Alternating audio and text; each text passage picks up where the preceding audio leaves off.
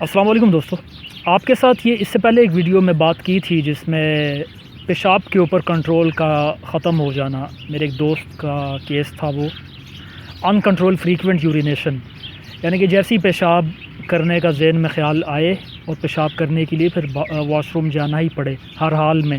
اگر نہیں جاتے تو پیشاب خطا ہو جاتا، کپڑوں میں ہی پیشاب نکل جانا. تو جب میں نے اپنے دوست کی پرسنالٹی پہ ذرا غور کیا تو وہ میں نے آبزرو کیا کہ وہ جو تھے، میرے جو دوست ہیں، وہ حد سے زیادہ صفائی پسند بچے تھے بچپن سے ہی. یعنی کہ مطلب یہ ہے کہ کبھی سڑک کنارے بیٹھ کے یا گلی میں بیٹھ کے پیشاب کے لیے بیٹھنا ان کی فطرت میں نہیں شامل. بازاروں کا کھانا پینا بھی اوائڈ کرنا، اس طرح کی ان کی نیچر تھی. اور ان کی ایک عادت یہ تھی کہ وہ جب اسکول جاتے تھے تو اسکول کا واش روم بھی یوز نہیں کرتے تھے، کیونکہ واش روم حد سے زیادہ گندا ہوتا تھا. تو یہ واش روم پیشاب کی حاجت کو روکے رکھنا ان کی عادت تھی.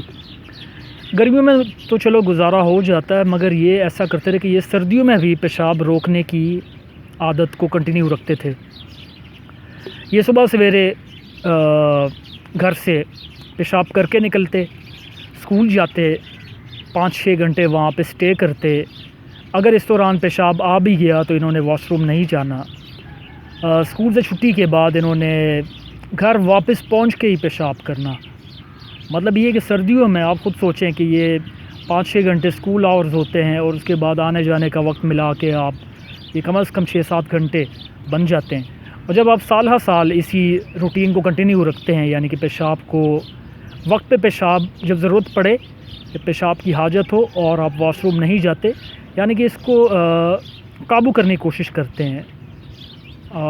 مجھے پراپر ورڈز مل نہیں رہے. تو جب یہ والی کنڈیشن ہو، لمبا سال آپ یہ کرتے رہیں، اس ہیبٹ کو اسے ہیبٹ بنا لیں، اسے کنٹینیو رکھیں. پھر ایک وقت ایسا آیا انہی دوست کے اوپر کہ جب یہ کالج میں تھے، سیکنڈ ایئر کے اسٹوڈنٹ تھے اسلامیہ کالج میں، میرے ساتھ ہی کھڑے تھے. تو ہماری تو چونکہ باتیں ختم نہیں ہوتی تھی، تو ہم تو کہیں پہ بھی کالج کے گیٹ کے باہر ہی ہم کسی جگہ کھڑے ہو گئے اور باتیں شروع ہو گئیں. تو اچانک ہی جو ہے میں دیکھ رہا ہوں کہ میرے دوست کا چہرے کا رنگ چینج ہو گیا. میں نے کہا یار کیا ہوا؟ تو کہتا ہے یار کہ میرا پیشاب کپڑوں میں نکل گیا. میں نے کہا یار تو تم مجھے بتا دیتے، ہم واش روم چلے جاتے، کوئی ڈھونڈ لیتے، ادھر کالج میں ہی چلے جاتے، کوئی مسجد ڈھونڈ لیتے یا کہیں پہ بھی واش روم ڈھونڈ لیتے. نہ بھی ملتا واش روم تو تم گلی کنارے، سڑک کنارے ہی وہ کر لیتے پیشاب. تو وہ کہتا کہ یار باتوں میں ہم بیزی تھے اور تم مجھے موقع نہیں ملا، اور یہ کہ میرا خیال تھا کہ تم سے فری ہو کہ میں واش روم ڈھونڈ لوں گا تو کر لوں گا، کیونکہ انہیں لگتا تھا کہ وہ کنٹرول کر لیں گے. لیکن ایک حد ہوتی ہے، آخر کب تک بلیڈر کب تک یہ ظلم برداشت کرتا. آخر بلیڈر کی طرف سے نہ آ گئی اور بات ختم ہو گئی اور کپڑوں کے اندر ہی پیشاب نکل گیا. تو خیر ہم نے وہ ان کے کپڑے جو تھے وہ کوئی واش روم ڈھونڈا اور وہاں پہ انہوں نے کپڑے اپنے دھو لیے. تو میرا تو خیال تھا کہ بلکہ شاید ان دوست کا بھی خیال یہی رہا ہوگا کہ یہ ایک انسیڈنٹ تھا جو ہو گیا، پیشاب نکل گیا تو ٹھیک ہے، نکل گیا، آئندہ مطلب نہیں ہوگا. لیکن اس کے بعد ایک سیریز شروع ہو گئی. اگلے دن جب وہ بندہ میرا دوست آیا میرے پاس کالج میں، تو وہ کہتا کہ یار اب میرے ساتھ یہ پرابلم سٹارٹ ہو گئی کہ جیسے ہی میں چائے پیتا ہوں یا پانی پیتا ہوں تو مجھے واش روم ودن منٹس واش روم پیشاب کی ضرورت پڑتی ہے، حاجت ہوتی ہے اور مجھے واش روم کرنا ہی پڑتا ہے. اگر نہیں جاتا واش روم نہیں ملتا تو میں سڑک کنارے بیٹھ کے پیشاب کر لیتا ہوں، کسی سائٹ پہ کوئی جگہ ڈھونڈ کے. تو میں نے کہا یہ کیوں؟ تو کہتا ہے کہ یار بات یہ ہے کہ کنٹرول میں نہیں کر سکتا، چند منٹس بھی میں یورین کو کنٹرول نہیں کر سکتا. اگر کنٹرول کرنے کی کوشش کروں گا بھی تو کپڑوں میں نکل جائے گا. تو اس طرح ہوتا رہا تو کافی وہ ڈسٹربنس کریٹ ہو گئی اور وہ بھی ڈسٹرب ہوا، میں بھی ڈسٹرب ہوا. پھر آپ کو اس سے پچھلی ویڈیو میں آپ دیکھ سکتے ہیں کہ میڈیکیشن ہم نے کیسے ہم نے کراچی کے ایک ڈاکٹر صاحب کو خط لکھا، انہوں نے جواب دیا، میڈیسن بتائی اور اس طرح کیسے کیئر ہوا یہ کیس. اور اس کے بعد مزے کی بات یہ کہ اس کے بعد اب تک انہیں اس پرابلم کا دوبارہ سامنا کرنا نہیں پڑا. اللہ کرے کہ دوبارہ بھی انہیں کبھی بھی ایسا کسی کو بھی ایسی تکلیف نہ ہو، کیونکہ جب میں ان کی حالت دیکھتا ہوں تو مجھے کافی ترس آتا تھا اس بندے کے اوپر. بظاہر تو چھوٹی سی بات ہے کہ ہم پانی پی لیتے ہیں، چائے پی لیتے ہیں تو ہمارا یورینری بلیڈر یورین سٹور کیے رکھتا ہے کئی گھنٹے تک. ہمیں موقع دیتا ہے، چانس دیتا ہے، تو وہ اس نعمت سے محروم ہو گئے تھے۔ تو جب ہم نعمت سے محروم ہو جاتے تو ہمیں پھر نعمت کی قدر جو ہے وہ فیل ہوتی ہے۔ جب ہم نعمت انجوائے کر رہے ہوتے تو ہم نہ شکر ادا کرتے ہیں اور نہ قدر کرتے ہیں۔ تو آپ سے کہنا یہ تھا کہ ان کا جو پرابلم یہ تھا کہ اکثر ان کا جو پرابلم تھا وہ یہ تھا کہ یہ پیشاب روکنا بچپن سے لے کے اب تک 8 10 12 سال سے یہ پیشاب روکنے کی عادت میں مبتلا تھے، اور بعد میں جب بات بگڑی تو یہ پرابلم شروع ہوا۔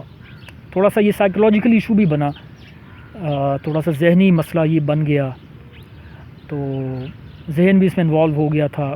تو ایسے کیسز ٹھیک ہونا پھر تھوڑا سا میرا خیال ہے کہ مشکل ہونا چاہیے، مگر ہومیوپیتھی میں یہ مشکل نہیں ہے، میرے سامنے ہی یہ 30 دن کے اندر ہی معاملہ ٹھیک ہو گیا۔ اگرچہ 30 دن بڑی مشکل سے کھینچتان کے میرے دوست نے پورا کیا علاج، مگر یہ کہ پورے کر دیے تھے اور اس کے بعد یہ معاملہ کیور ہو گیا، تو اور دوبارہ نہیں ہوا، تو اللہ کا شکر ہے کہ دوبارہ نہیں ہوا۔ تو آپ سے جو اس ویڈیو کا جو کرکس ہے وہ یہ ہے کہ جب بھی یورین کی ضرورت محسوس ہو تو فوراً واش روم کا رخ کرنا چاہیے، اور جب سٹولز کے لیے واش روم جانے کی حاجت ہو تو فوراً واش روم کی طرف جانا چاہیے، واش روم کا رخ کرنا چاہیے اور حاجت کو پورا کر لینا چاہیے۔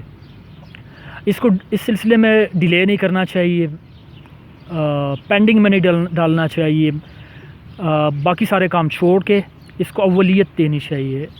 اولین فرصت میں جو ہے آپ اس سے واش روم کا رخ کریں اور حاجت سے جو ہے وہ فراغت حاصل کر لیں، کیونکہ اگر ان دونوں چیزوں کو روکا جائے تو بڑی پرابلمز کریٹ ہوتی ہیں اور تکلیف دہ ہو جاتی ہیں۔ یہ کانسیکوینسز جو ہوتے ہیں وہ ہارش ہوتے ہیں اور وہ بڑا تنگ کرتے ہیں، پریشان کرتے ہیں، جس طرح کہ آپ نے میرے دوست کی کیس میں دیکھ بھی لیا۔